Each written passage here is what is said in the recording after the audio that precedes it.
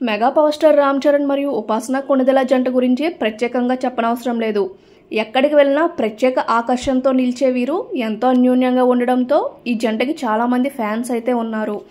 కాగా రామ్ చరణ్ మరియు ఉపాసన 2012 జూన్ 14న పెద్దలందరి సమక్షంలో వివాహ బంధంతో ఒకటయ్యారు.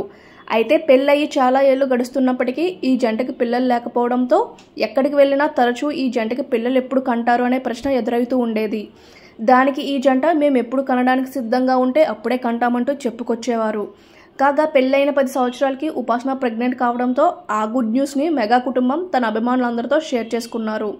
అలాగే జూన్ 20, 2023లో ఉపాసన 12 ఆడబిడ్డకు జన్మనివ్వడంతో మెగా అభిమానులంతా సంబరం చేసుకున్నారు.